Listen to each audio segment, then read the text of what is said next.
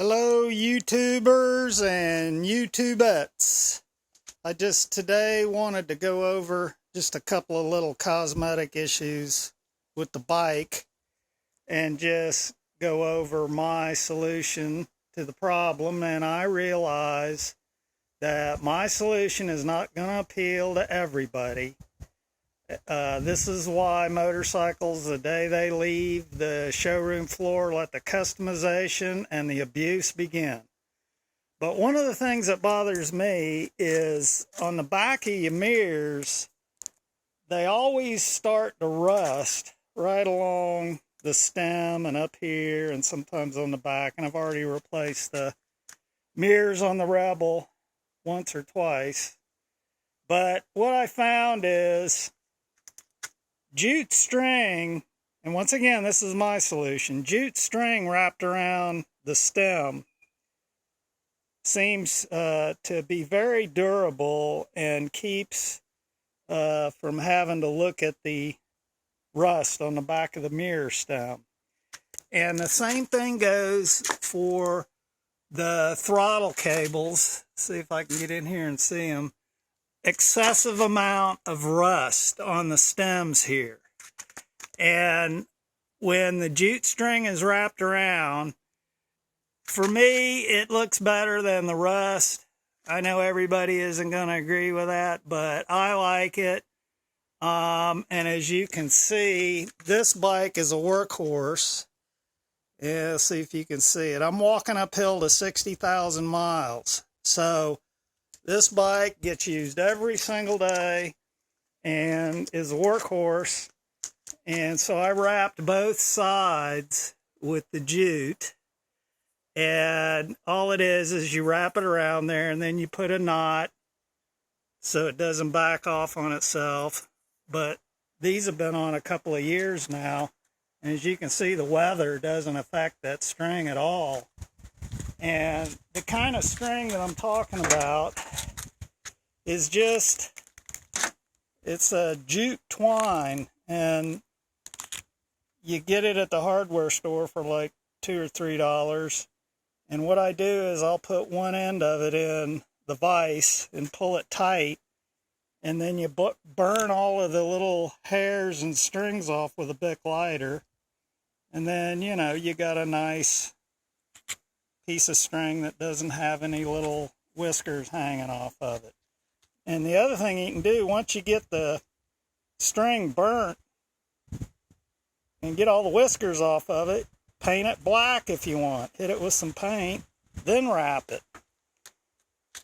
But like I said, I think that looks a little better than having a stem sticking out totally rusty. And of course I got a little mat on my Rebel because I have to hook my dog up to the harness when he rides. And this was an experiment here, a little piece of grocery bag with some urethane on it and some lettering, but mainly it was just to see how that would work. And this bag has been on this bike about 3.5 years now. Barely deteriorated because of that polyurethane. Now, on my other bike, Mr. Max here, the thing I wanted to show was there's all kinds of little ways to dress up things that you might not think about. And one of them is you go to a truck stop where they sell they're not chrome, they look chrome, they're plastic. They're anywhere from 50 cents to $1.50 a piece. And you can modify these. I like to cover up the axle on the back of this bike with they're plastic, but they look like they're chrome lug nuts. And they fit right on there. You can use either wrap a piece of plastic around there and they'll pop right on, or just hot glue. Stick a little hot glue in there and they'll stay. And yet when it comes time to take them off, you just take a screwdriver and they pop right off, no problem. But they dress up the end of the bolt so you're not looking at just a plain old bolt. And you can put them anywhere. I've got them on the shock absorbers here. They make a nice cap because this cap here is just flat. And it's got like an Allen head wrench. And these things just fit right on there, no problem. So, and then the other thing I did here is I had some aluminum left over when I built my airplane in the garage. And all I did with this tag bracket that I made was I went out and screwed it to a telephone pole in the backyard and then bent the curve around the pole with my foot. And then where it's mounted is where the stock exhaust, the pipe on this side used to be, and there was a bushing left over in there. So if you bump it or if somebody kicks it or runs into it or whatever, it gives. So that worked out really nice. Now this bolt here is chrome. That was $2 acorn nut or $5 acorn nut from the hardware store that sells chrome, metric and English measurements.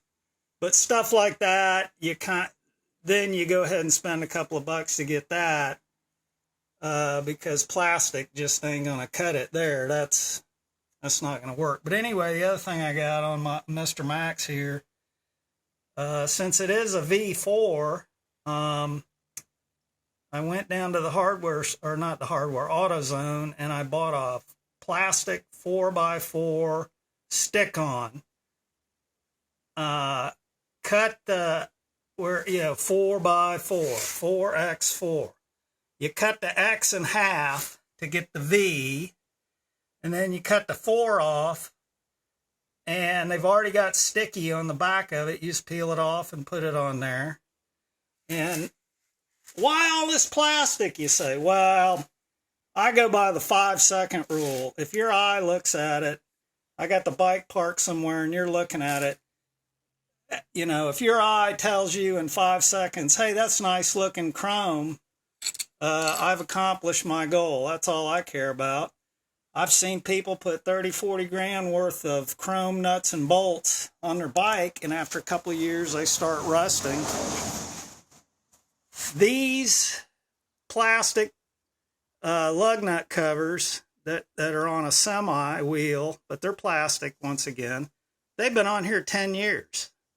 And little glass plus, you wipe them off, that's it. They're extremely durable. And they are marginally heat resistant. They have caps that they use inside, on the engine and stuff on those semis. So these things are pretty durable and somewhat heat resistant. Anyway, those are just some of my ideas. And like I said, once again, everybody is not going to go for this kind of thing, but those are just my ideas, and I will talk to y'all later. Thanks for watching.